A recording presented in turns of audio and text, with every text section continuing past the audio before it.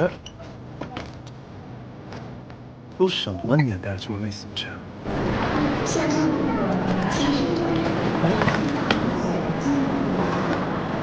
干嘛？给你一个自首的机会，自什么首？你偷了他手机，需要我说这么清楚吗？哎，站住！出去等我！不是你，我。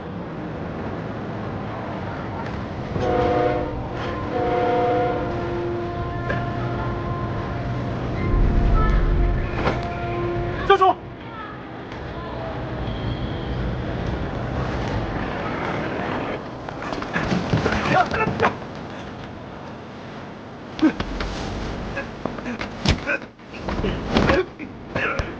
手机呢？哎，你们俩干嘛呢？这家伙不是得交给你们。好。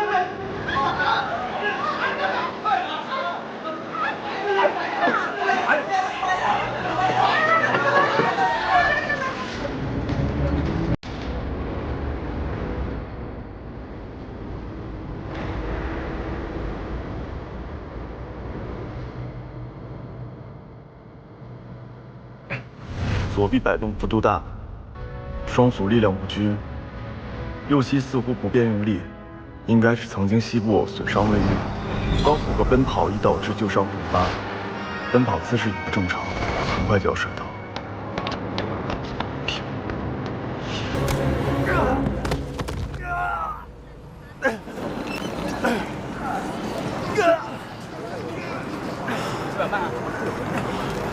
什么情况？ 他的副韧带长期受压，所以只要轻轻一碰就会很痛。不过我劝你最好还是别跑了。手机给我，跟我回警局。3、2、1。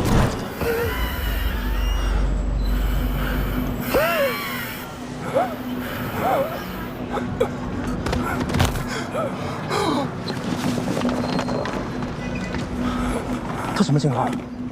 极度呼吸困难，发干，心律失常，高度怀疑张力性气胸。他的肺出问题了，他需要穿刺排气，否则会有生命危险。你去把那个穿银色西装的人拎的酒请过来。喂，大哥，都什么时候了，你还喝酒？你把他救活了，管你一辈子酒。我需要用高度酒精来消毒，快去啊！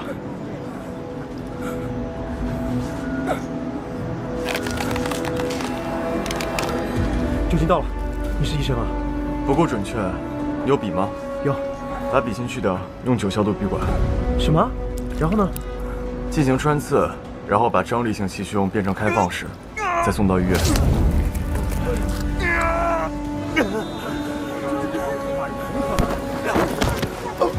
你要杀他吗？打120吧。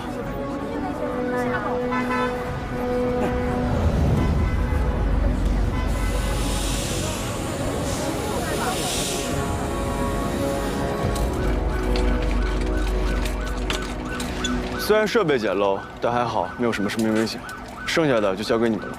哎，不行，你得跟我回去录口供。你知道我谁吗？你是警察吗？不够准确，反正你得跟我走。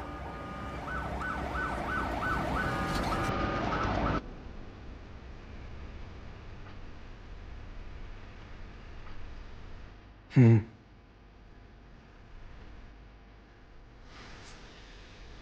哎呀，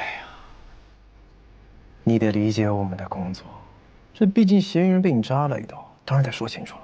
那是警察的工作。你是警察吗？我都说了，你猜的不够准确。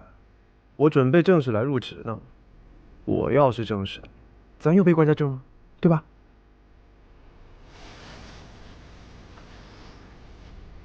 我叫林涛，你叫什么？在哪家医院啊？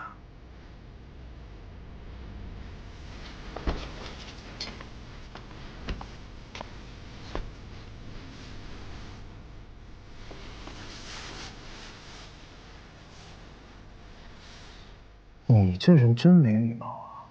问你话呢。啊？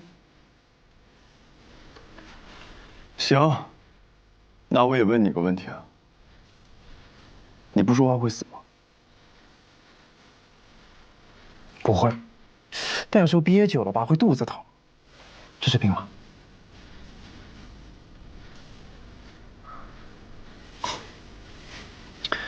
我看你拖着个行李是去哪儿啊？我有车可以送你。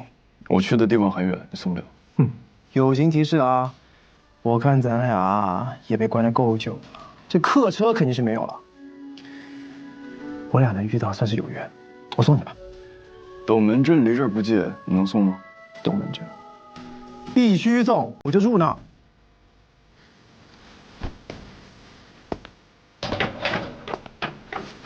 你们两位等会儿签完字就可以走了，都是见义勇为的好青年。应该的，这都是我分内的事儿。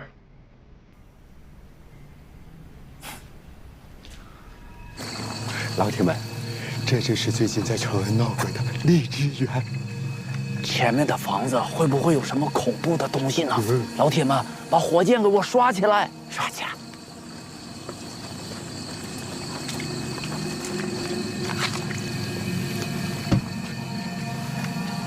我保证，我们这次直播绝对真实。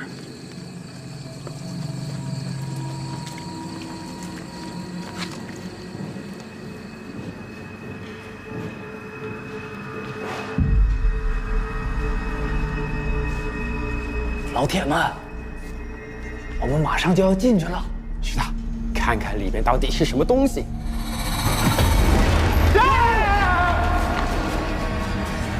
哎呀，开玩笑，开玩笑是我，你有病不？人吓人吓死人，你不知道吗？这涨粉了没有？哎，快进来，先进来。我发现你这人真欠揍。走。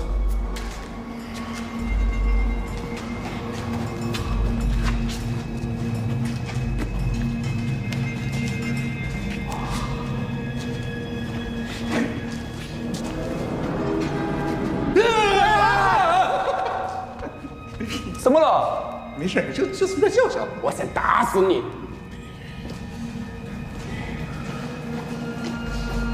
难怪会闹鬼啊！哎，谁说闹鬼了？骗人的！谁说的？网上都在说嘛。啊！哎，看这儿，哪儿？什么？什么东西啊？这儿有个东西呢。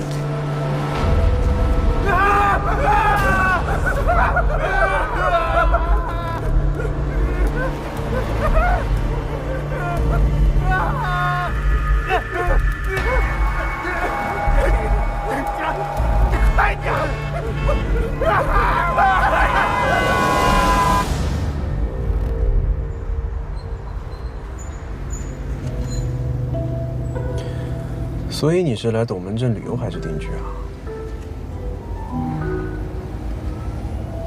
哎，兄弟，我看你长了一对招风耳，巧了，我也是招风耳。那别人都说啊，这长了招风耳的人特别适合去外地发展，那肯定事业有成。那可我嘛，非让我在老家，那说离不开我，可真是个甜蜜的负担呢。你呢？你妈平时管你吗？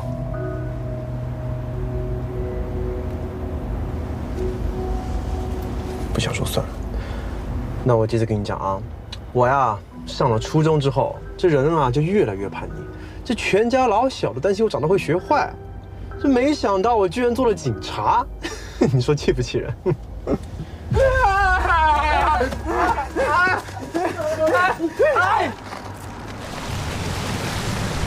你这人啊，可真没礼貌！这大半夜的，要不是我，你能找到车？这大半夜的，你不是更应该好好开车？我去！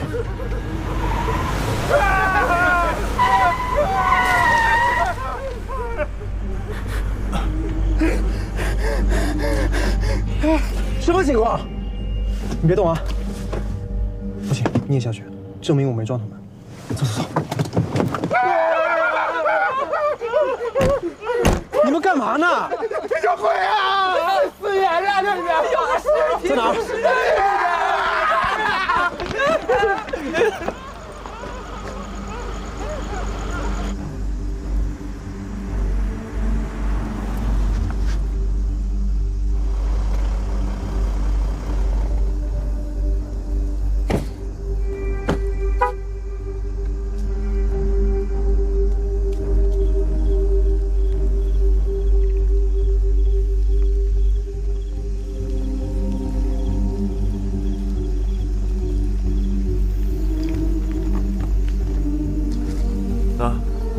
我们还是叫支援吧。带上。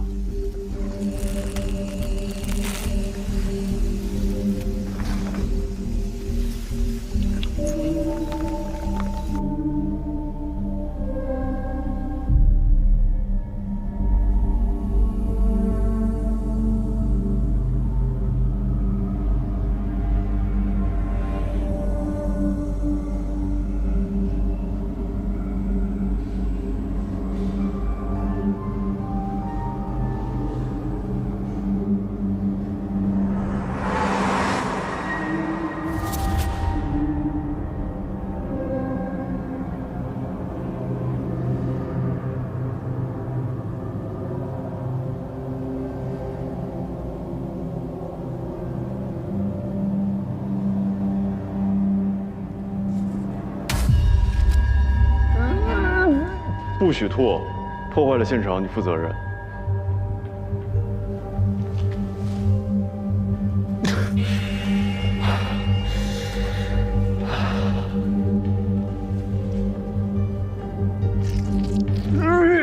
就算想吐，也给我咽回去。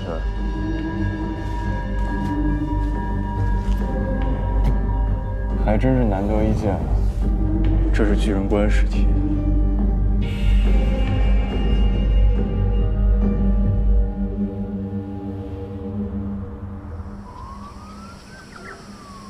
安然法医是不是已经在现场做尸检？对，应该快结束了。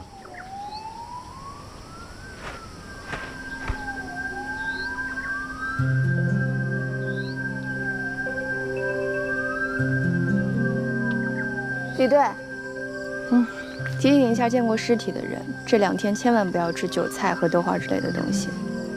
这个就不用你提醒了吧？你还是考虑一下怎么可以止吐吧。巨人观尸体呢是挺可怕的，但我们要以科学的眼光去看待。如果大家实在吃不下饭的话，让我妈给大家煲汤，下火清肠道，保证价格公道。你看一下这个，尸表检验报告。哪儿来的？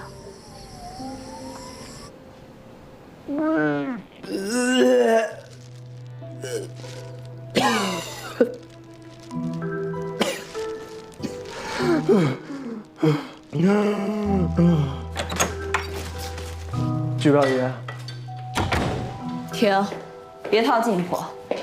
论起来，半个龙帆氏都是你家亲戚，咱俩别说五福了，10福都出去了。那个，我刚办理完入职，过来报道。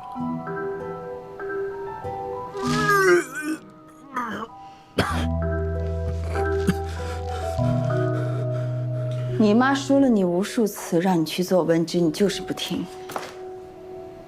唉，我虽然学习成绩一般，但我身体综合成绩第1名啊，是省青年组综合格斗第3名，而且偶像是亚森罗宾，我能当文职吗？所以呢？所以我就是天生干刑警的料，我这一身本事不为家乡人民服务，不浪费了。林大少爷，刑警不好干，这不是在玩。就好比今天你看看你，胆汁都要吐出来了吧？邱表姨，你是不知道，那现场的第一口，我可是深深的咽了回去。打住！你再说我都要吐了。反正你妈也拗不过你，我肯定也拗不过你。去你座位上去吧。哎，那谁呢？看来印象深刻啊！简直刻到我心里头去了。你是不知道那家伙有多变态。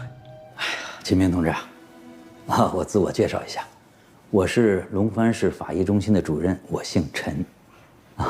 刚才你的情况我已经核实过了，年轻轻的了不起啊，人才难得呀。谢谢。那我现在可以回去了？当然可以了。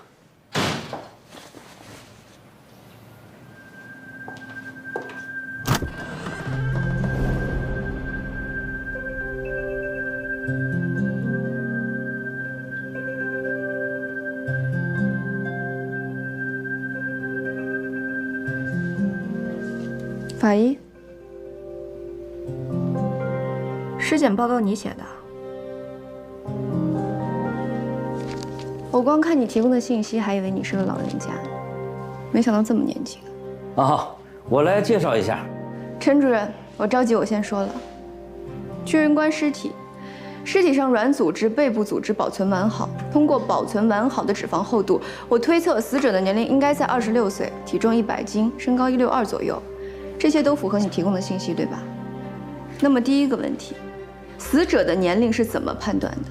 根据牙齿咬合面磨损程度来判断的。人的牙齿质地较硬，不易腐败，年纪越大，牙齿的磨损程度也就越高。死者为女性，牙齿咬合面、牙尖未磨平，未发现齿质点，可以判断是20到30岁。只有软组织与背部组织保存完好，应该跟保存的地方有关系。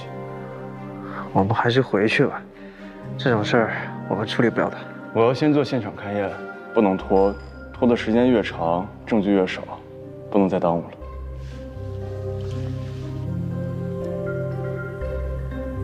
陈主任，你可以介绍了，我愿意跟他聊聊这个案子。好啊，来，那就进来聊。来，安然你也进来，坐，进来聊嘛。哎，小秦啊，我给你介绍一下啊，安然是我们这里唯一的一位法医，平时啊大事小事都是他来负责的。今天突然碰到了你这样一位志同道合的同行，所以呢，缠着你向你请教的多一些啊，你多担待啊。那行了，你们聊吧，我去处理点别的事啊。好，主任。你坐啊，小秦。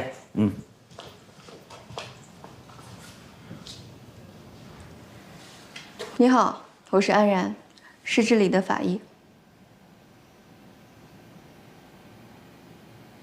能不能有一点礼貌？好歹我也是一位女士吧。法医不分男女，秦明。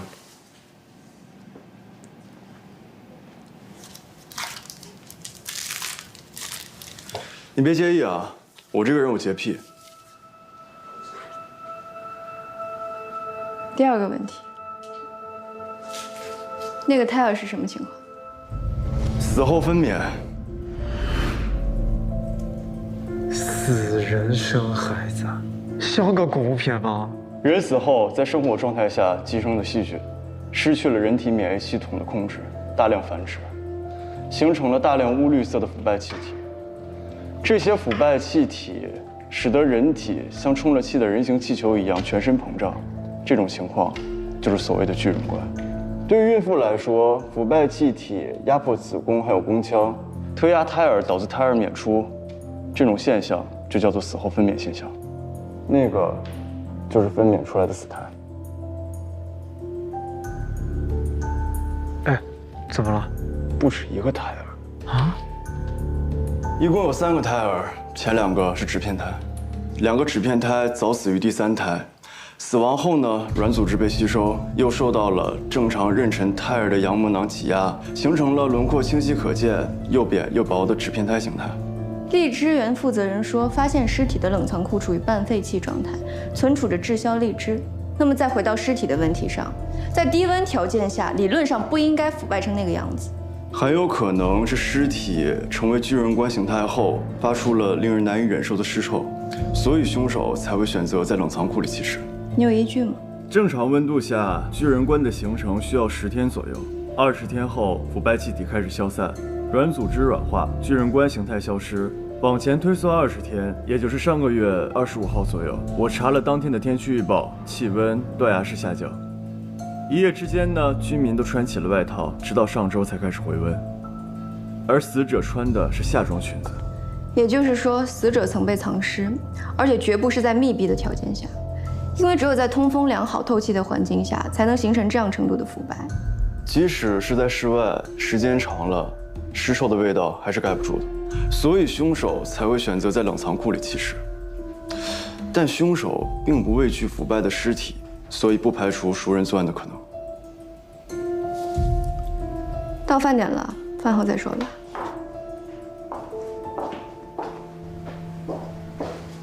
饭来了。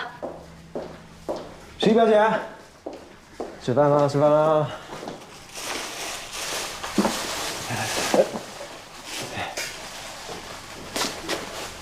哎，终于知道你叫秦明了，原来你是个法医，还是个高材生啊！难怪碰到那种场面这么镇定啊。不镇定的是你吧？哎，我今天呢，正式入职了，想请你帮个忙。我在那个冷藏库里不是，你替我保密啊，纯属意外啊。我对别人的事情不感兴趣。哎，吃饭吃饭。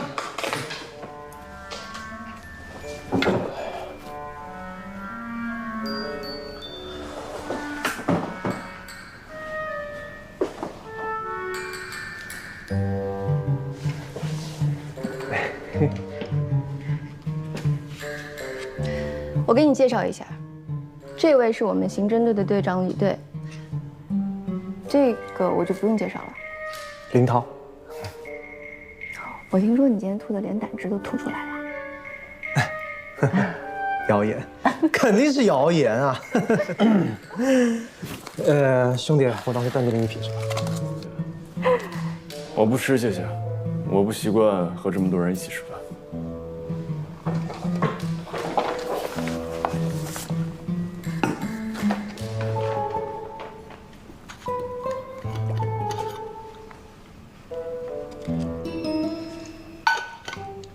你这是什么？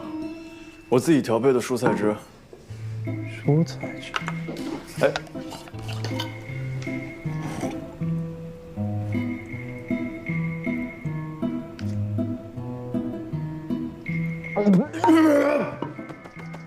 我去，兄弟，你这个玩意儿怎么跟那个尸体的腐败液一样啊？还给你，还给你。杯子不要了，送你吧。这不太好吧？我看这个牌子不挺好的吗？你就这么给我，我也不太好拿吧？行，那要不然我折价卖给你，或者我直接扔了。反正我不喜欢我的物品上有奇怪的人的 DNA。奇怪？谁奇怪？他在说你奇怪。我不觉得你奇怪，我觉得你挺可爱的。秦明，陈主任已经跟领导请示过了，把你借调过来是希望你在法医室帮帮我们。主任说了，应该没什么问题，就看你的意思了。那太好了，咱们终于可以一起干。我和你好像不是太熟吧？我来这儿呢，就是来度假的。那你的身份毕竟是个法医，遇到这么复杂的案子，我要是你，我就会留下来。就是啊，要是我假都不放了，直接上岗。那警察不能老想着要放假了，对吧？在哪儿放假不都一样吗？留在我们这儿，你的衣食住行都由我们来管，不是挺好吗？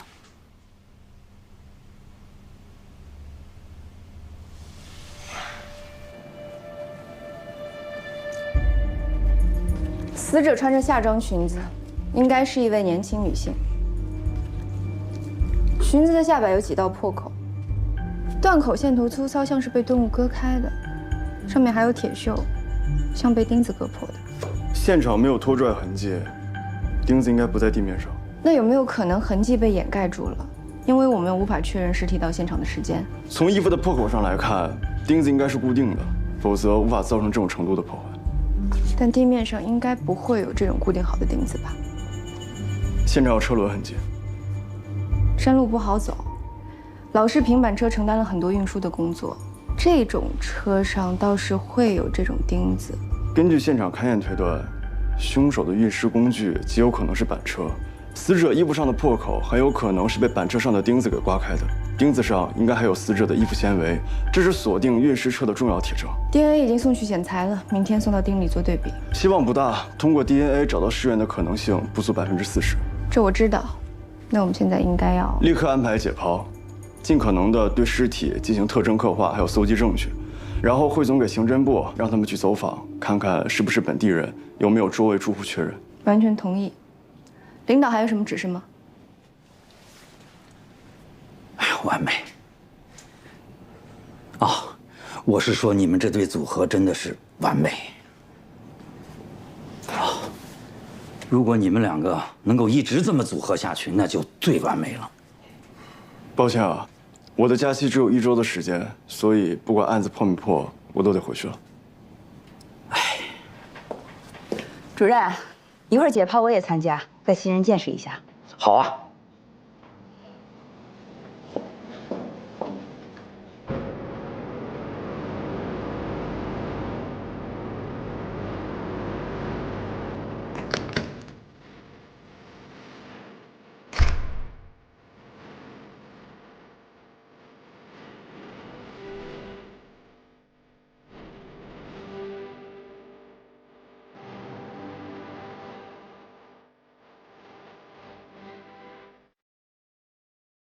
我们开始吧。等一下，逝者安息，生者愤然。大体女士，我们是法医，读尸断语是我们的责任，我们一定会好好解读你留下的遗言。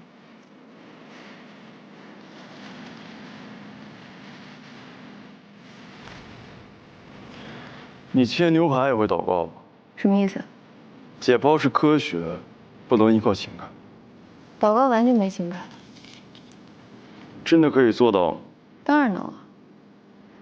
我们开始吧。等一下，现在是下午1点38分，我们开始解剖，可以开始。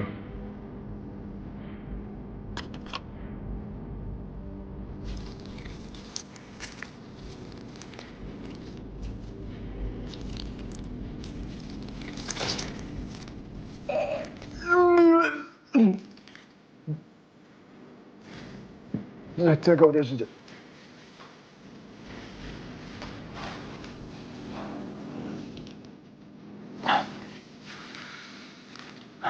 过来帮忙抬一下。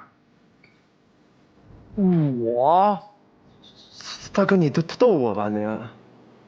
难道你让女生去抬吗？徐小姐，这在警局教我理类，服从命令，去。快点。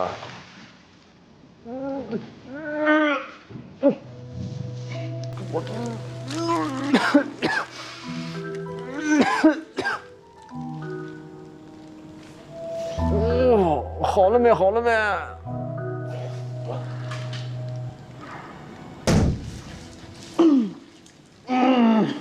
尸体的上肢软组织与背部组织保存完好，背部组织呈弧度形态，应该是尸体形成巨人观前背部处于光滑而有弧度的物体上。尸体全身没有开放性的损伤，所以无法判定致伤工具。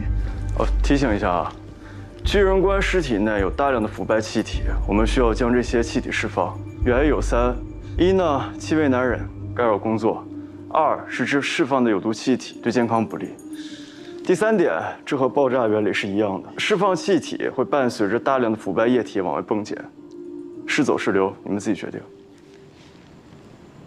你是不是有什么忘跟我说了？我要说什么？那个走访报告出来了吗？出来了，目击者刚也带回来了。这么重要的事情，你怎么才跟我说呀？哎呀，怪我忘了。赶紧去看看呀！走。我们去看看。哎，忙啊！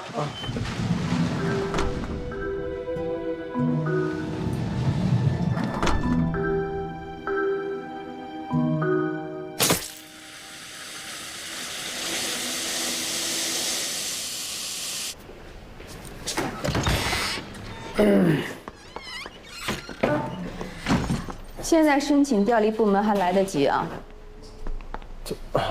我还行，那就是以后对那个气球、果冻之类的会有些心理阴影。受不了就早点说。我可以的，队长。关于发现尸体的户外主播口供，你有发现什么问题吗？问题？他们是要到荔枝园去探险，是因为听说荔枝园的看门人见到了披头散发的鬼影。对啊。那你有没有想过，看门人见到的鬼影到底是什么？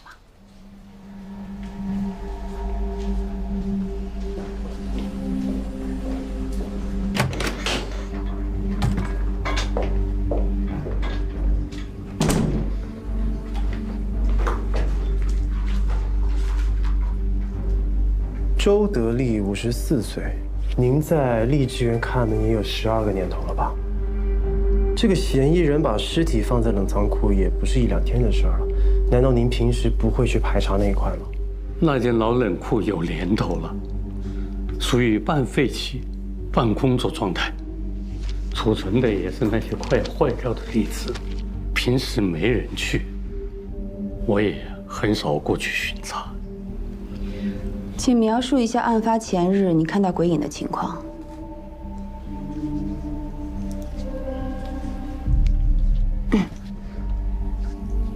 大叔，您别紧张，您的证词呢对我们非常重要，所以辛苦您回忆一下。那天夜里，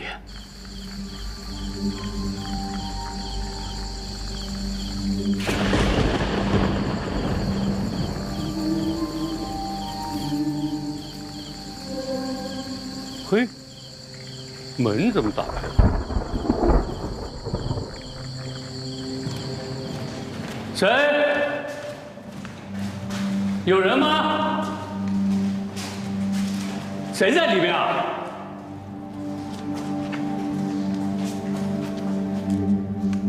别藏了，我都看见你了。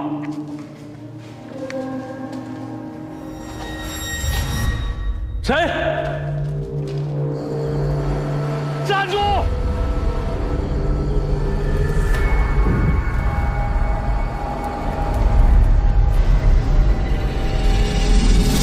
鬼啊！等我醒来，那玩意就不见了。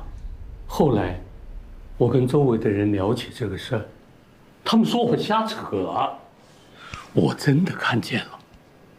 我到现在还能梦到那张脸。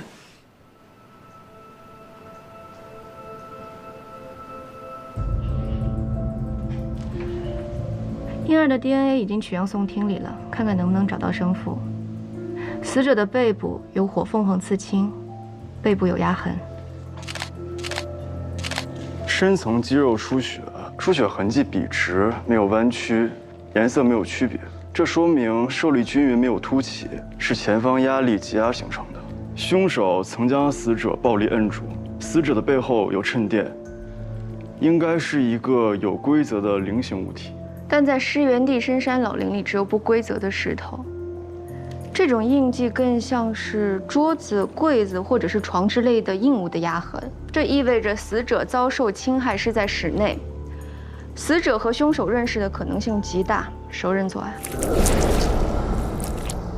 死者颈部的皮肤已经腐败，所以看不见损伤。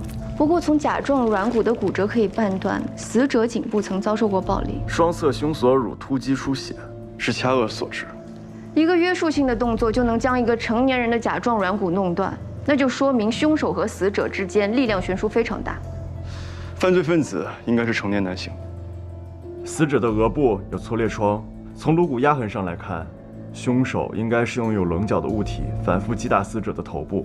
这个物体应该是长方形，材质无法判断。准备开颅吧。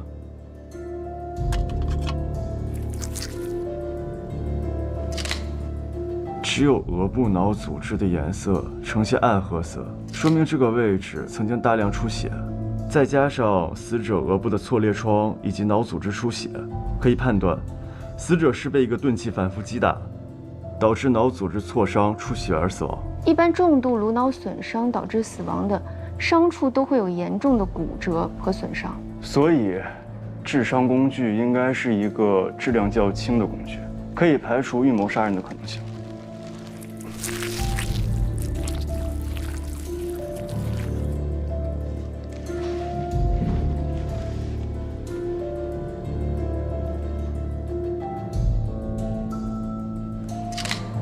卵巢腐败自溶不太能确诊，结合死者的生殖道和卵巢感染状况，可以确证死者生前做过某种卵巢手术。应该不是正规手术，否则不会感染成这样。死者生前取过卵，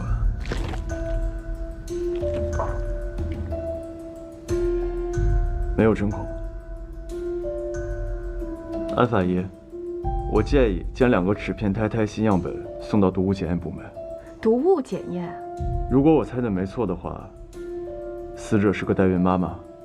这起命案的女死者死亡时间大约是在20天之前，死亡原因是颅内损伤，致伤工具是一个长方体、质量较轻的物体。尸源发现确认了吗？死者的背后呢有一道长约20厘米的火凤凰刺青。我们认为，死者在10个月之前可能有过取卵的经历。取卵？死者不是卖卵者吧？不只是卖卵，我认为死者应该是个代孕妈妈。脂片胎氯化钾，你认为死者生前做过减胎手术？你们可不可以稍微解释一下这些名词啊？都太专业了。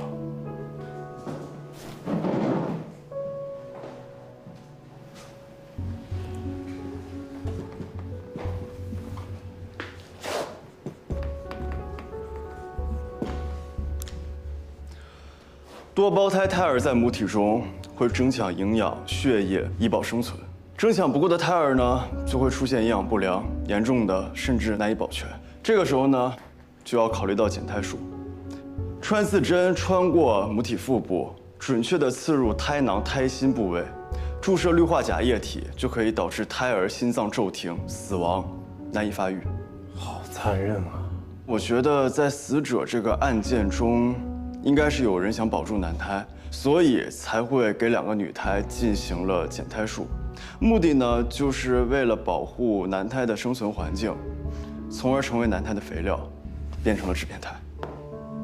实际上，在黑市代孕中，为了提高孕妇怀上男孩的概率，往往一次会为孕妇植入多个胚胎。等到胚胎发育成熟之后，可以鉴别男女，再用减胎术去除女胎。这太不人道了。没错，在我国呢，无论是卖卵还是代孕，都是非法的。但有些人在利益的驱使下，还是选择铤而走险，在海外做着这样的事情。通过齐明的陈述和解释，为我们缩小了调查圈。我记得去年省厅就掌握了一批地下代孕嫌疑人的名单，我们可以通过这个名单来调查符合死者特征的信息，来确定尸源。是。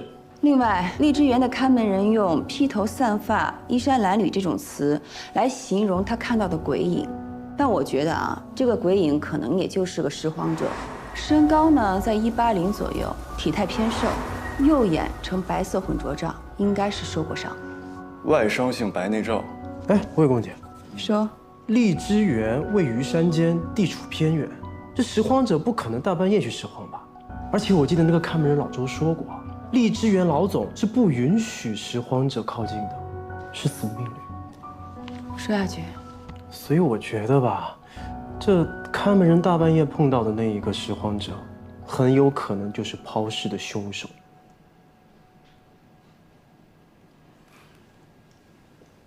我们刚刚一直在探讨的，就是这个问题。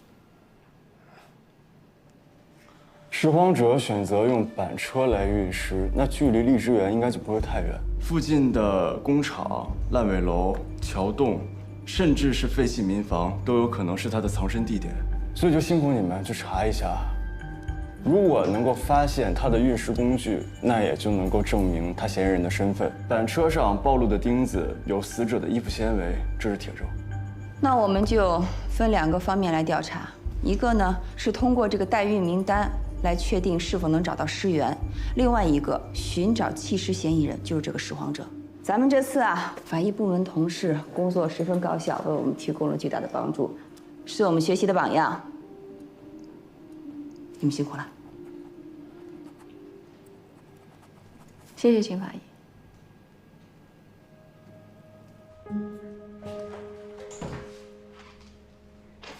秦法医，这个就是你的座位。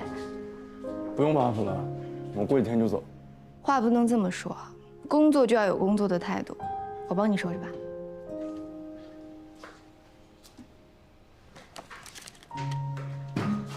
你不用帮我的，反正呢，你也算是科队支援，而且你也挺厉害的，值得我帮你收拾。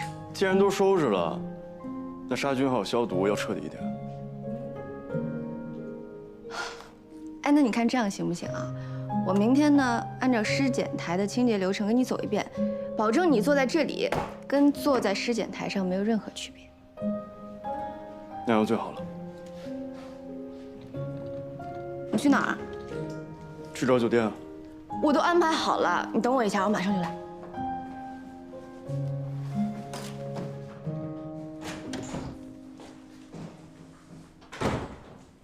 哦，喂。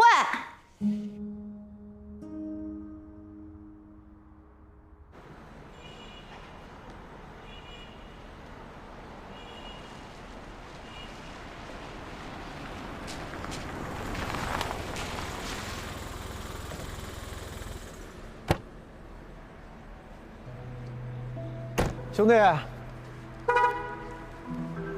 你叫我秦明就行。秦明兄弟，来，你要干什么？我11表姐让我来找你啊。秦明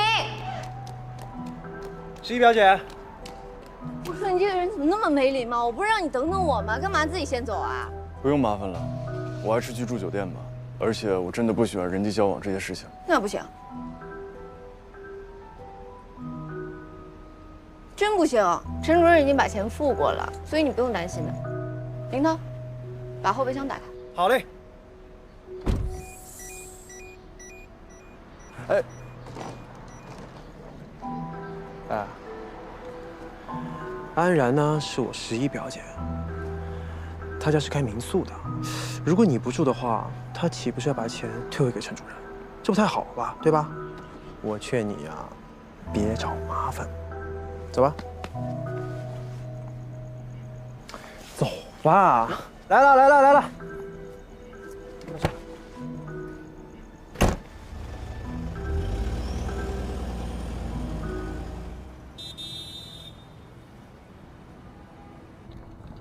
就是这儿了。这就是酒店。哎，酒店哪比得上我们这儿民宿啊？我们这儿服务好，环境好，干净又卫生，还包你1日3餐。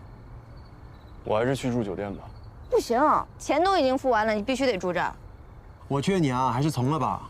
这不光是一间民宿，还是我11表姐的家。你住宿这笔费用，她就定了。走啊！哎，好，我自己走。快一点，赶不上吃晚饭了。啊，没关系，我一个人吃就行。我不习惯跟其他人一起吃。没几个人呢，相信我吧。走。走吧。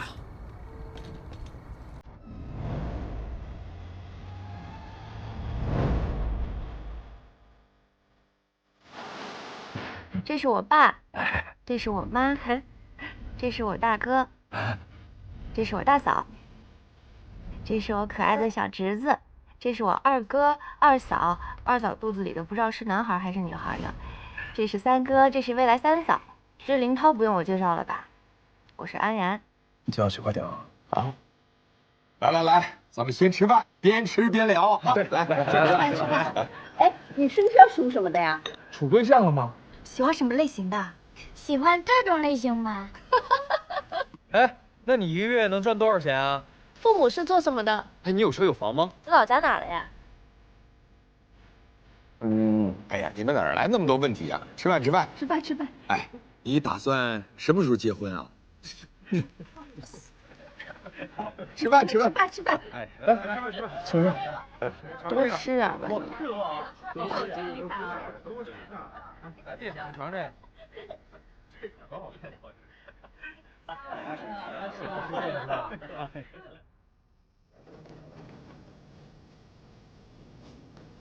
我帮你拿吧。不用，我自己来吧。你的房间呢是 VIP 中 P， 朝阳海桂林街，特别安静。那，就是这间。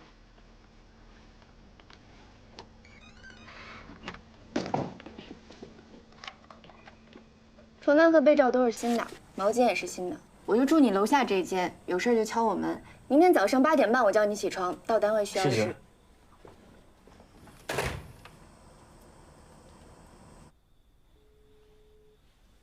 喂，物流公司吗？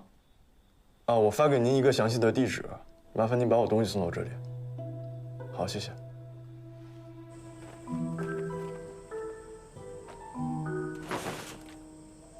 这个人神神秘秘的，10问9不答，你以为不说我就不知道？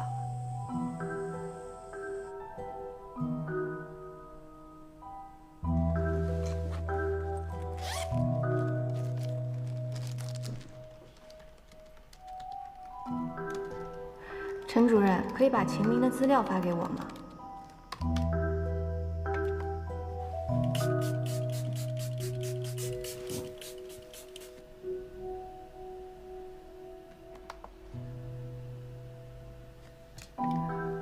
秦明，东海市人，沿海城市来的。天哪，比我还小2岁，长得也太着急了吧！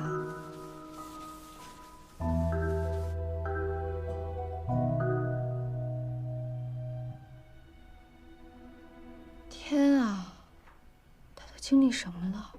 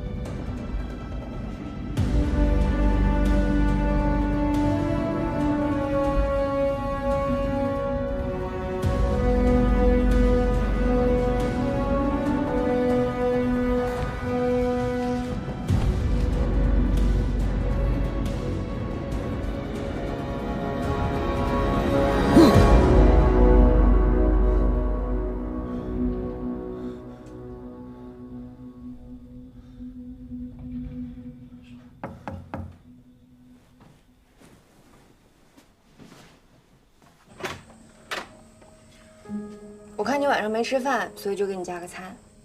不用了，谢谢。哎，你不用现在吃，你一会儿饿的时候吃就行了。晚上饿着肚子睡觉对胃特别不好。谢谢。我还没说不客气呢。这是我们龙帆市的特色面食，在外面是吃不到的。不过呢，加餐是需要另外付钱的。这次就算我送你，不跟你计较了。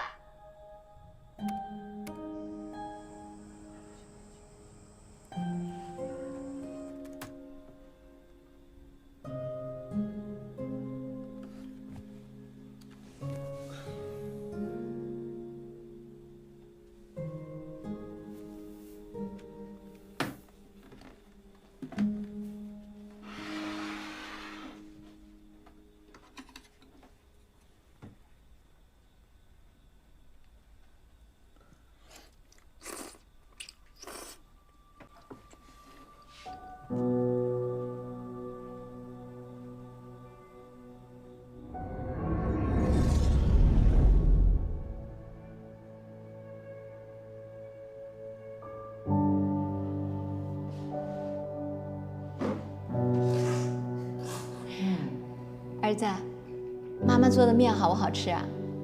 太好吃了。这可是龙帆市的特色，其他地方吃不到的。多吃点啊。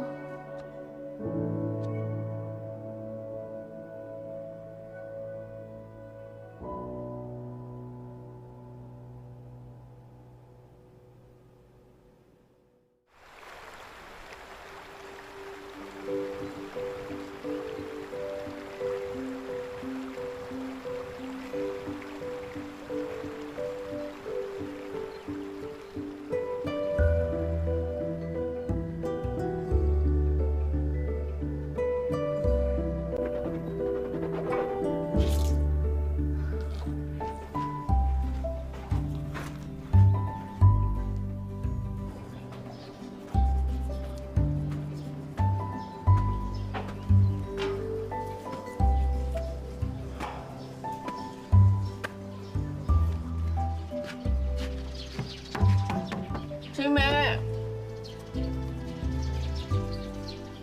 秦明，秦明，起床了，上班了。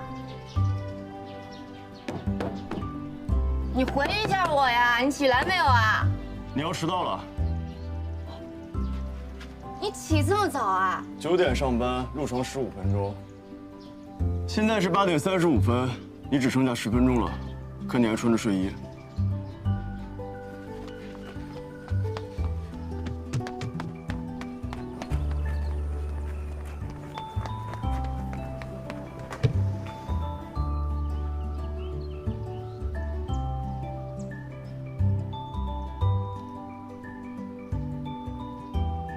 3、2、1。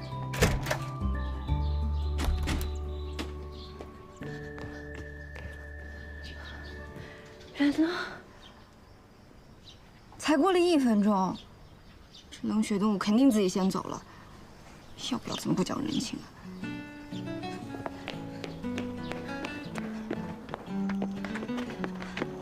哎，冷血动物，说好我带着你一起上班的吧，为什么就不能等我一下呢？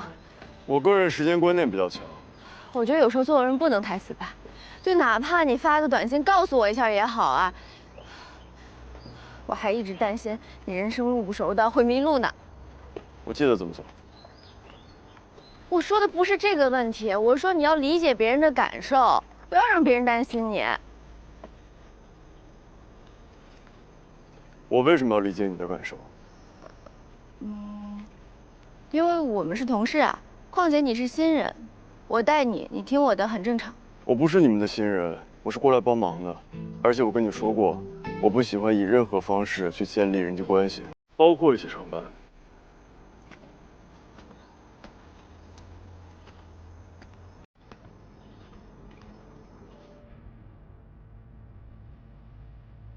你好，我们是王帆时光。你好，有没有见过这么高的一个男的？他的队有点驼。这附近没有。你说这里面有没有人啊？走，进去看。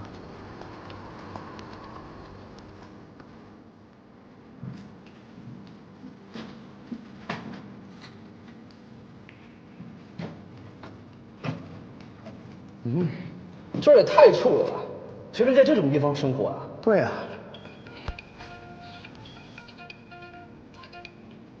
喂，我们检查了所有的排水洞，没有任何的发现。代孕嫌疑人看到这张刺青照片以后，第一眼就认出了死者。经过信息 DNA 核实，我们确认了死者身份。孙小月，25岁，百乐 KTV 陪酒女，1年前经人介绍接受代孕。侦查员呢正在赶到他们家的路上，我们已经在排查他的社会关系了。在嫌疑人给的信息里面，我们并没有看到孙小月雇佣者的信息，我们怀疑被恶性删除，或者是根本就没有记录在案。代孕介绍人也怕出现意外，所以根本就不会将雇佣者记录在案，甚至为了安全起见，连变都不会见。总之，我们现在暂时无法知道孙小月背后的雇主究竟是谁。先从死者这条线入手吧。死者的家属来认尸了吗？已经到了，那我们先去了。走吧。去哪儿啊？接待死者家属啊。你们这儿没有专门接待的人啊？我们这是小地方，理解一下。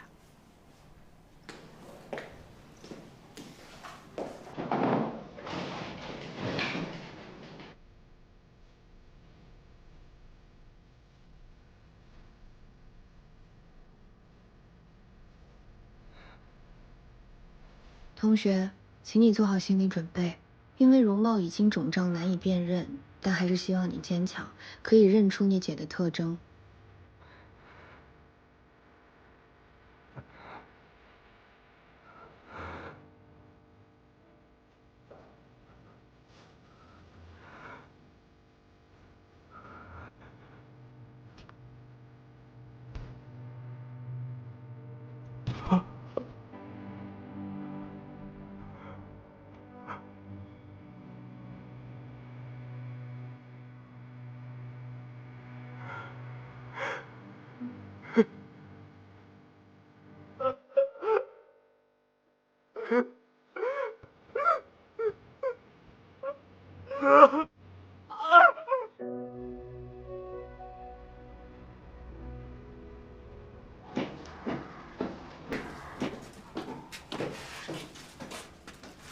就这儿了。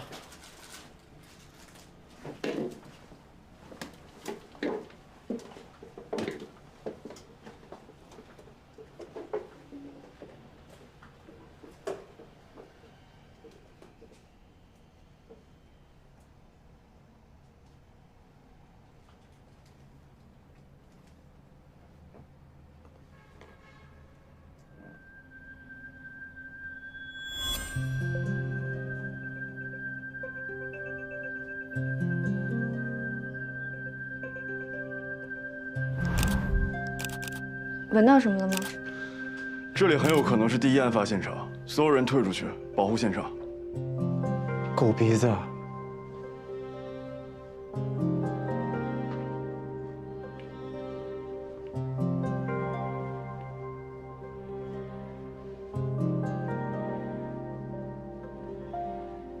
我感觉吧，这挺干净的呀。你为什么认为这是第一案发现场？这里有被人打扫过的痕迹，所以我觉得很有可能是第一案发现场。不是，你解释一下，这么神神叨叨，没法记录啊。刚才我进门的时候，闻到了一股淡淡的血腥味儿。哎，这从案发开始，门窗一直都是关着的，所以应该是味道没有散尽。有没有可能死者生前在家里杀过鸡、杀过鱼之类的？桌子有疑似的人为整理痕迹，与周围的环境不符。这相对封闭的环境下，打扫过的地方留下的灰尘会比没打扫过地方留下的灰尘要少。再看这儿，痕迹明显。再看这个茶几的棱边，与死者背部笔直的痕印相符，有没有生物发现提取仪？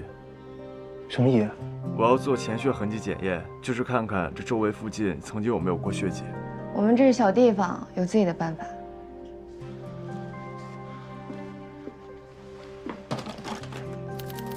这又是啥4甲基联苯胺滴液，这是我自己配的，老办法一样管用。林涛，把窗帘拉着。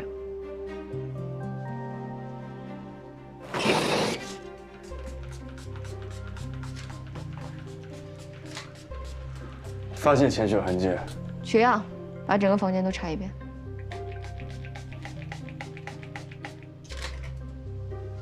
果然，这里也有倾斜痕迹。可是尸体的尸检呈现出来并没有对冲伤。等一下啊，对冲伤是吧？解释一下。是指窗口对应部位的脑组织出现了出血和挫伤，而且在其相对的对侧脑组织同样也出现了出血和挫伤。出血和挫伤不伴有头皮的损伤和颅骨的骨折。简单说呢，对冲伤是减速运动，是指头撞到了某种物体上而造成的。说人话。孙小月遇害的时候相对静止，是有什么样的物体砸到了她的头上，而她的头是加速运动的，所以不会形成对冲伤。这样说，你能明白吗？那就再简单点说，一种是用你的头去撞墙，另外一种是墙来撞你的头，这样你能听懂吗？懂了。你们过来看一下。怎么样？有什么发现吗？你们看，这里有一个印记，感觉是长期放了一件物品。但我在房间里面找了，没有找到相对应的物体。现场还有另一个人的指纹，有可能是死者的同居男友，也有可能是嫌疑人，当然还有可能两者是同一个人。我来提取指纹吧。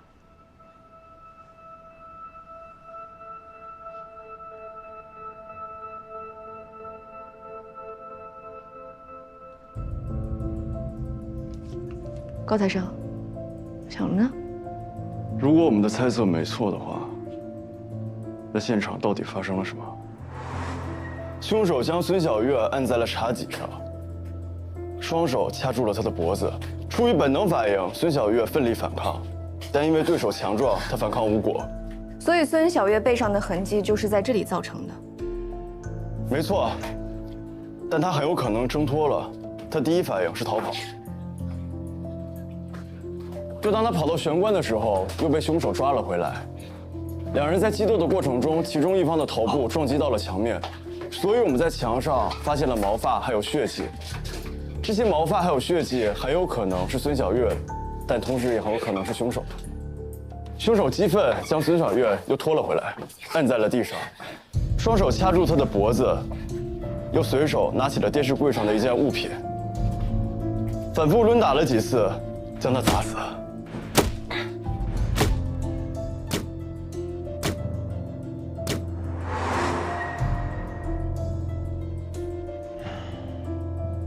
原来放在这里的东西是被带走了。这件物品应该就是凶器了，长方体，非金属材质，质量较轻。会是什么东西呢？不过能找到第一案发现场，也算是个好消息吧。但可以肯定的是，这里不是藏尸地点，我没有闻到一点腐臭的味道，而且在现场也没有发现任何的腐败液体。凶手在这里杀的人，却把尸体藏在另外一个地方将近20多天。最后在荔枝园的冷藏库弃尸，这按理来说吧，凶手杀了人，应该第一时间逃跑才是啊。他不仅没有立刻弃尸，反而把尸体给带走了，这不符合逻辑啊。恐怕只有凶手能告诉我们原因了。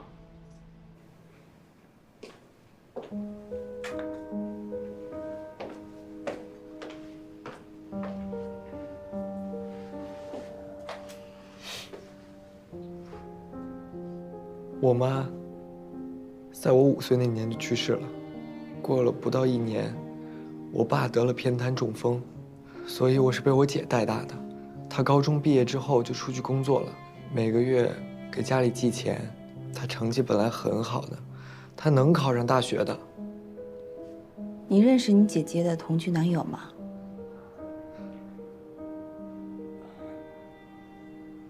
他们在高2的时候就认识了。他跟我说过不少刘玉山的事儿。今天天气不错。哎呀，今天天气太热了。写完作业要不要打球？打球都没意思了，咱去吃点好吃的吧。你不怕胖了？我姐高中时被一帮小混混纠缠，当时是刘玉山救了她。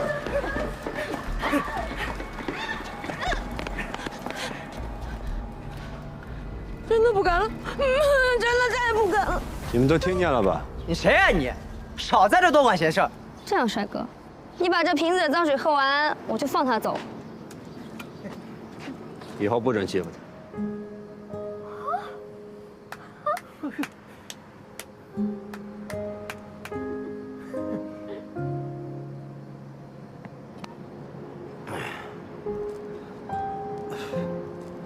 我敬你是条汉子。该不会成了那个丑八怪吧？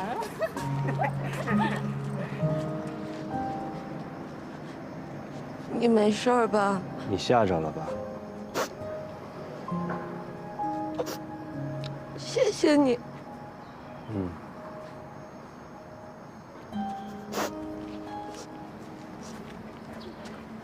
哎，你叫什么呀？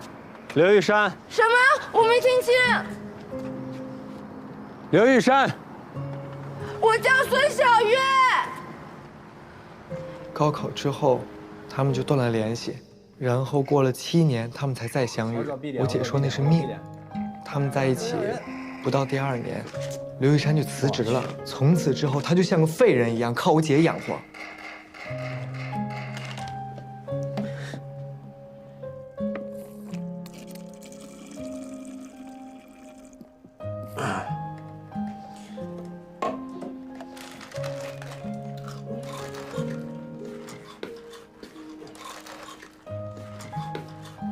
你可真行啊，上厕所都没时间吗？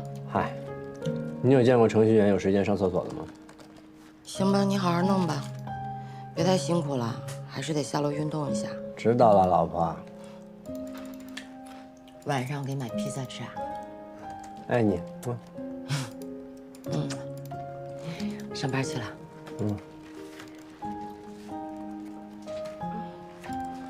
哎，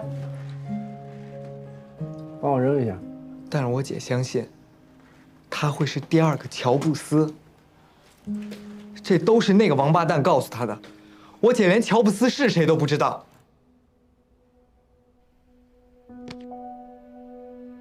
为什么骗我？为什么？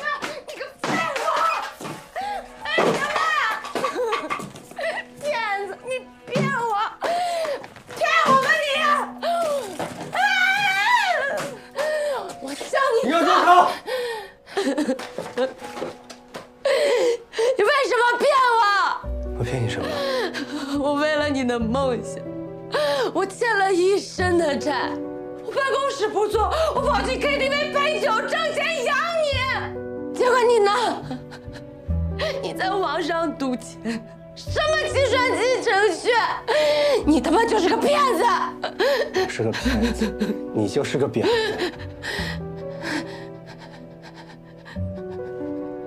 你说什么？我说你是个婊子。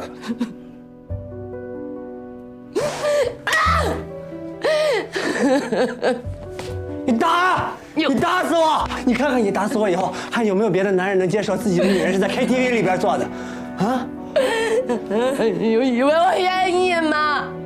有哪个女人愿意去陪那些老头天天喝到醉死啊？我为了什么呀？还不都是为了你？为了你这个骗子，为什么这么对我？为什么呀？小月，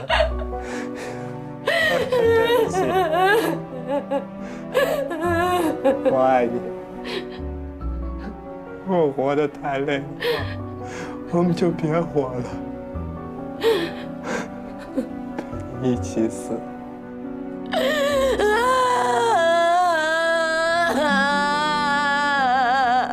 我陪你一起死。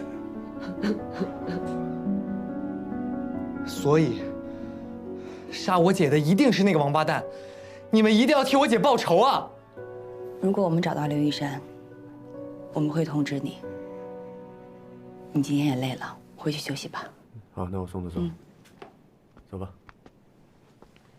谢谢警官。走。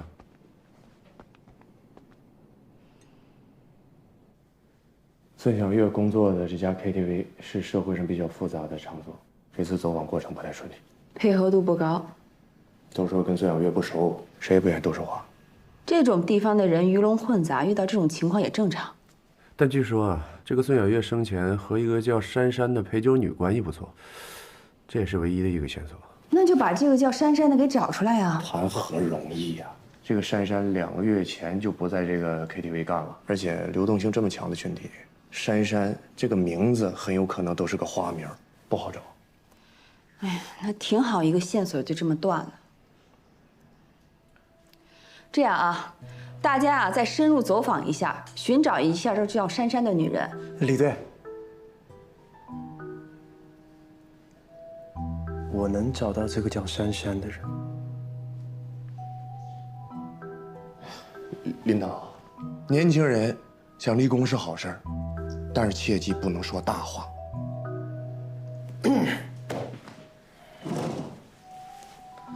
孙小月所在的这家 KTV 是市里面数1数2的高消费场所，一般在这种地方上班的人啊，即使流动，也就那么几家大的可以去，小地方不稀罕。这周边的城市 KTV 加起来大就那么几家，只要他没出手，除非他从良了。好啊，给你3天时间找到这个人。1天。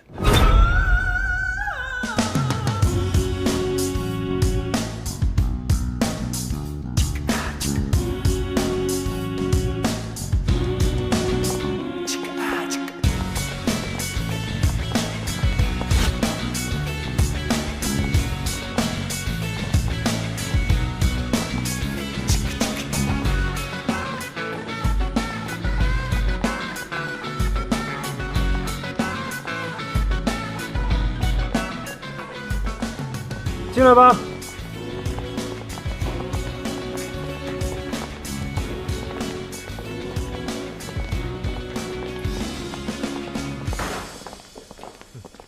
报告队长，这些就是被治安拘留的，全是所有叫珊珊的陪酒女。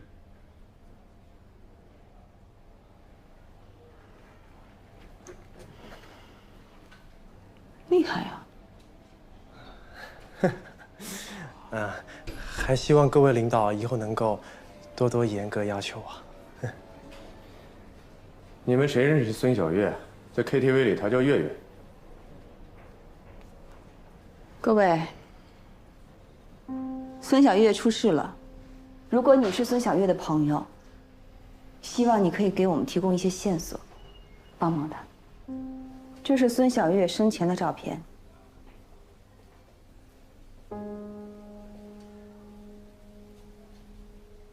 这是孙小月遇害之后的照片，看一下。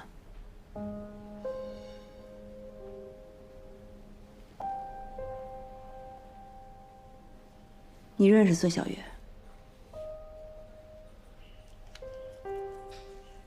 请你给我们一些协助。老赵，带到询问室。哎，跟我走吧。那段时间，月月简直是被他迷疯了。刘玉山就是个懒癌晚期患者，资深小白脸。可我怎么劝，小月都不听。其实月月在姐妹中算是赚得多的，但她开销也大，毕竟要照顾一家子人。这个刘玉山1年前欠下了30万的赌债，这个孙小月跟你说过吗？为了这事儿，他喝醉过好几次。你们知道小月为了给他还债都做了什么吗？代孕妈妈。我劝过他，但他不听。他说过，缺难的经历，他一辈子都忘不掉。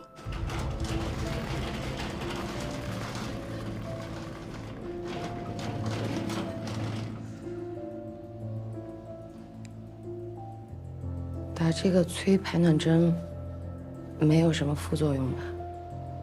你放心吧，我们管它叫营养针。一般啊，取5到10颗，低于5颗的客户还不要呢。取卵啊，没什么太大风险，休息3个月就可以继续卖卵。你年轻，恢复得快，体检没有乙肝、丙肝，没毒艾滋，客户才放心。先打针吧。那打这个针应该都是专业的医生吧？放心吧，我就是学医的。我以前啊在妇产科上班，打营养针都是我们自己来。这个呀，短期只需要打9天。来，把衣服撩起来。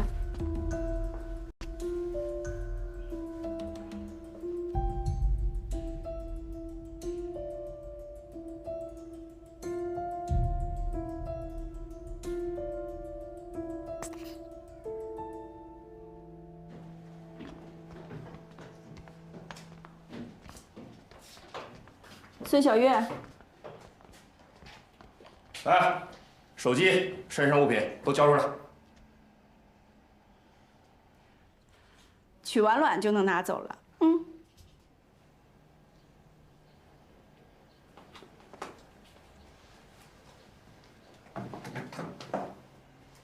放心吧，很快就结束了。取卵啊，不能打麻药。你把这个止痛药塞进你的肛门里，那。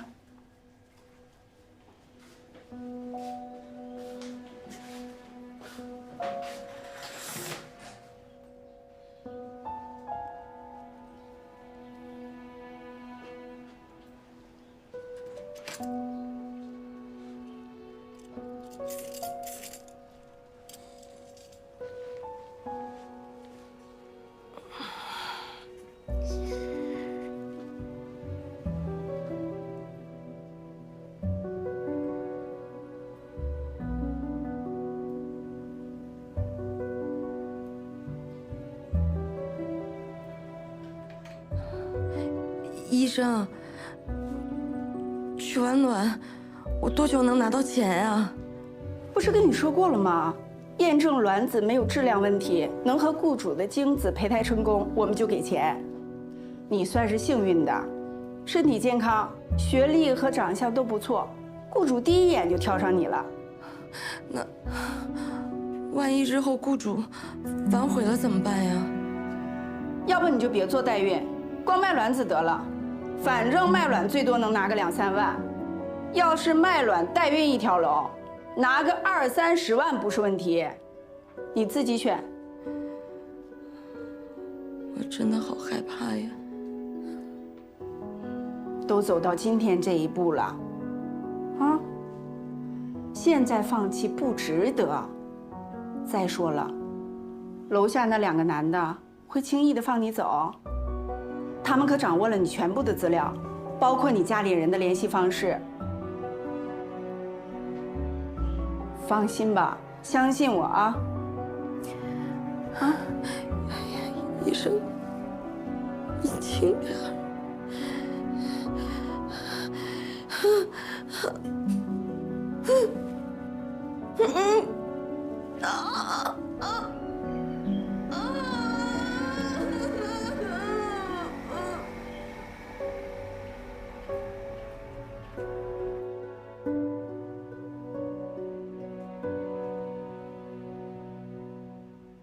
取卵后，小月当时就虚脱了，没多久，她就去泰国做了胚胎移植手术。走之前我们见了一面，没想到，那是我们最后一次见面。他有没有跟你提起过关于雇主的任何信息？一个字都没提过。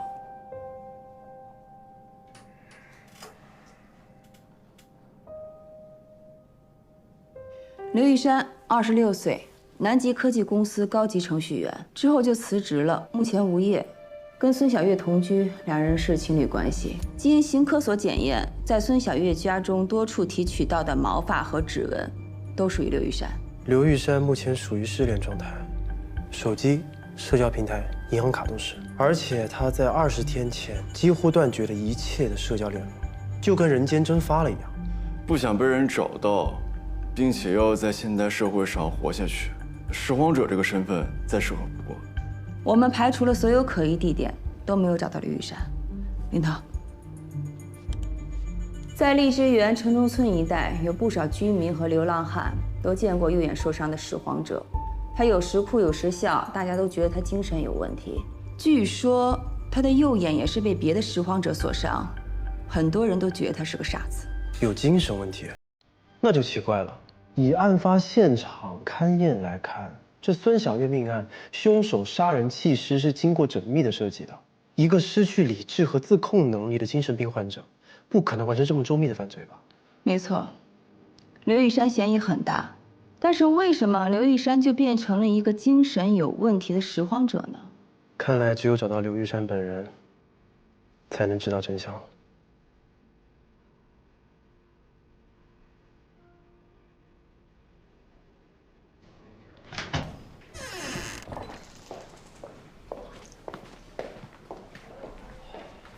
林涛，哎，3天，给你3天时间找到这个人。3天？咱们市区下辖那么多区县，茫茫人海找到一个拾荒者，那岂不是跟大海里捞根葱有什么区别？你不是挺有本事的吗？1天之内就能找齐全市所有的 KTV， 你可是咱们刑警队的星星啊！那都是运气好。一个合格的警察靠的是自身的能力，你小花招可以有，但不能变成资本，知道吗？明白。还有，以后不要在我面前提困难，案子都好办，还要警察干什么？懂了，队长。太好办的案子我也不感兴趣，保证完成任务。加油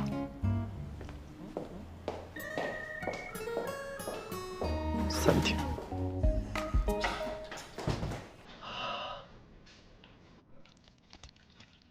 我姐生前最爱漂亮，对，求求你们，帮她收拾一下尸体，让她走得像个人样啊！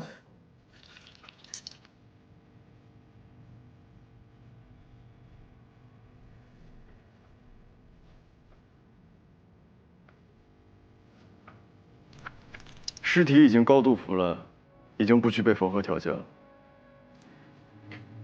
那就等清洁完表皮之后再缝合吧，我会尽量小心一点的。可以了，你已经尽力了。生前遭罪，死了之后还要遭罪，命真苦。读诗断语，追凶查案，我们能为死者做的也就是这些。可你现在做的事情，对查案来说并没有任何帮助。我知道这么做对查案没有帮助，但我还是想尽量把它缝合的完整一点，可以让他体面的见他家人最后一面，这是我想做的事儿。你不用管我，你回去吧，让我妈妈给你留个饭。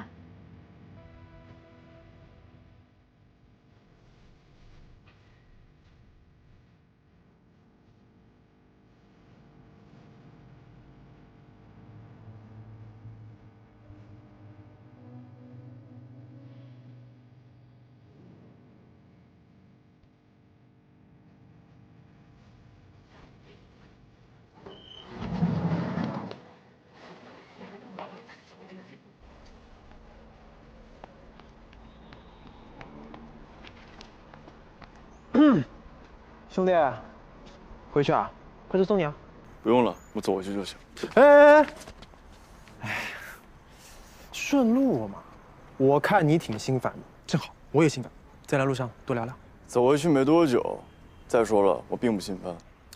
我可以绕路啊，咱俩多聊聊嘛。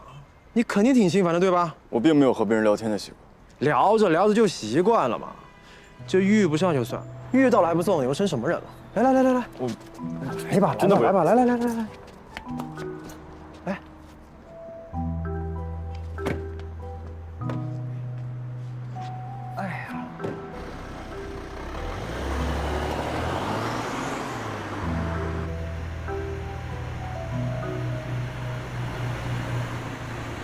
喏，我就是因为这事心烦。李队让我3天把这个叫什么刘玉山的家伙给找出来，你说我能不心烦？哎，所以你可不可以用你高材生的脑袋帮我想想，去哪找比较好？我来这儿才几天的时间，这件事啊，你问我都不如问导航。而且我听你们那个队长的意思呢，是一起找，又没让你一个人找，你这不是自寻烦恼？哎呀，我这个人嘛，就太有责任感了。这能力越大，责任就越大，听说过吧？那不能因为自己是新人放低对自己的要求。合着靠自己就是找别人帮忙？你什么意思啊？占我便宜呢？我可没这意思。以我的基因啊，生不出你这样的儿子。那就好。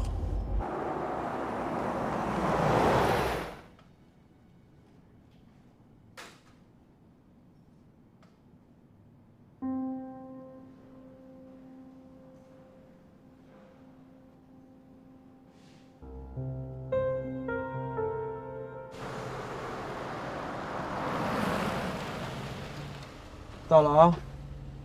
谢谢你送我回来。我俩这么有缘分，你就别对我客气了啊！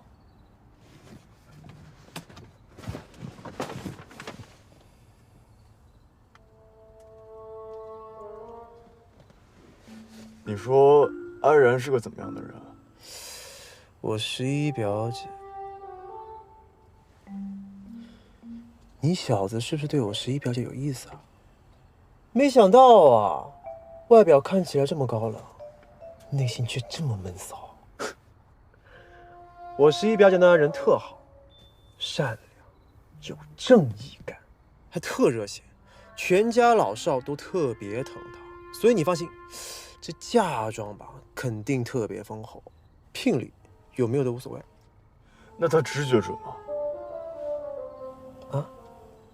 再或者说她行动力强吗？啊？你小子关心的地方还挺特别的。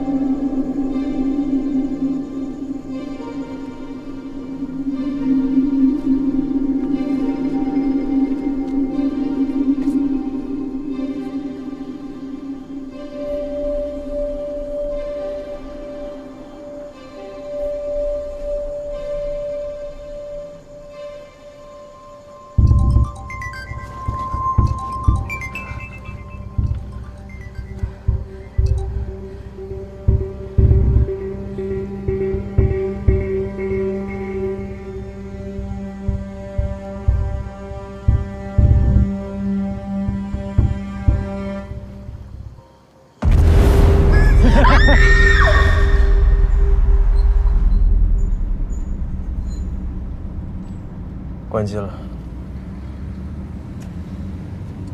他的直觉准不准先不说，你的直觉准不准？但愿不准吧。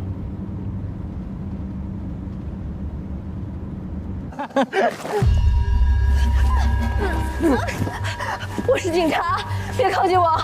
你闯到我家里干什么？你涉嫌杀死孙小月。也没死。小月死了吗？我告诉你，小月已经死了。小月真的死了吗？见到他。你放开我，小月已经死了。你放开我！你放开我！放开我！放开我！小月。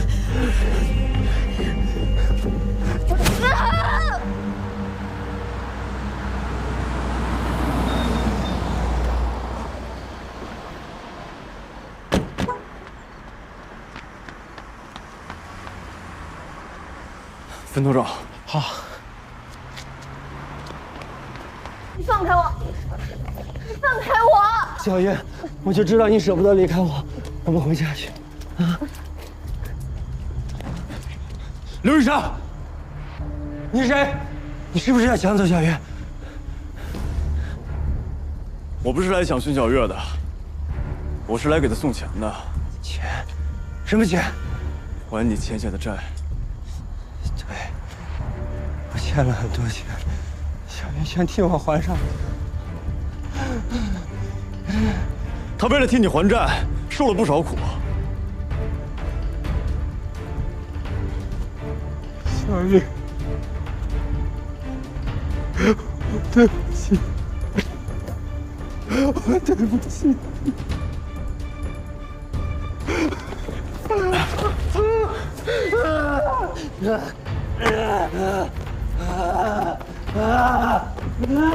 快走！去找林涛。小月，小月，小月，小月，小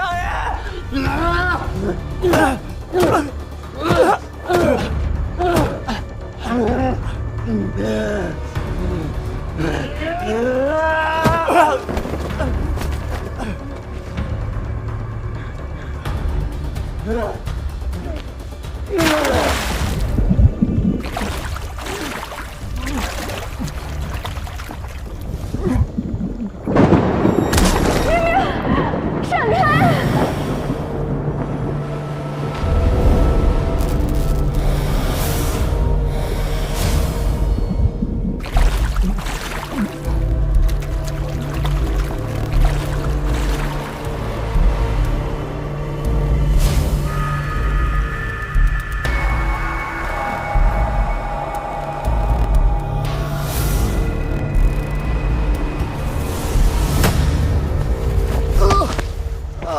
秦明，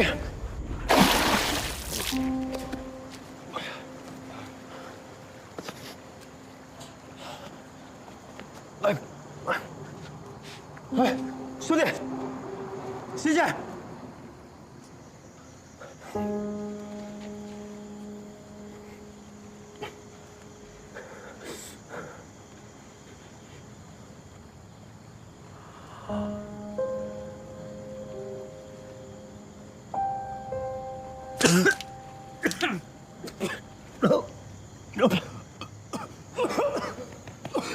没事吧你兄弟？没事。你不是说你很能打吗？他就交给你了。你还敢袭击？我警告你，马上投降！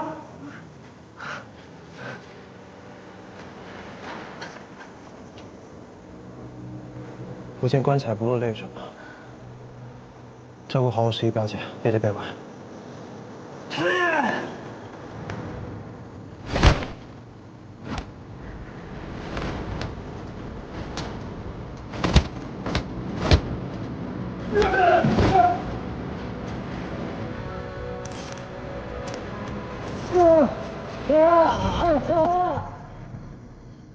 扔了吧，别伤着自己。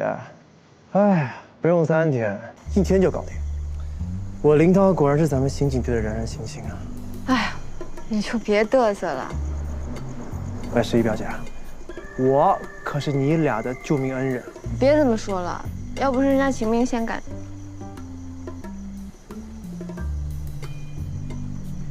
谢谢你啊。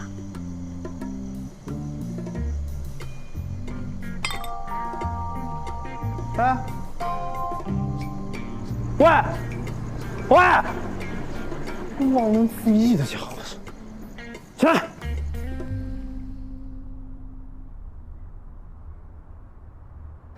我花了不到几个钟就把人给找到了，怎么样？有没有对我有一种刮目相看的感觉？要点脸行吗？人是你找到的吗？哎，要不是我，他俩就待那儿了。还说呢，下次抓人注意点啊，下手别那么重。总的来说，干得不错。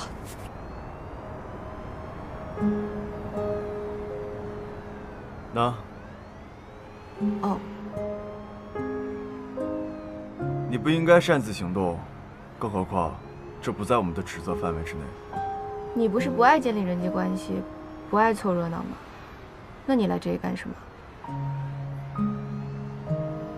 你这人看起来也没有那么冷嘛。谢谢你啊。不必了，我只不过是不想再多解剖一具尸体，给自己增加工作量。哎，你这人，算了。你怎么知道我会来这儿？之前说过，尸体在形成巨人观形态的过程中，背部一直处于光滑和有弧度的物体上。我在照片中看到了一处排水管，然后我隐约看到了一处非常隐蔽的金属质感反光点。想必你也看到了，再加上一点直觉。我没有直接证据，我就想来找找看有没有线索。哪知道会遇上刘玉山啊！我可不想干刑侦的事儿。帮我个忙呗，别跟我家里人说，拜托了。安然，主任，你要干什么？学会擅自行动了，你很了不起啊！秦明是来帮忙的，他要是出了什么问题，咱怎么向领导交代啊？那这不是没出问题吗？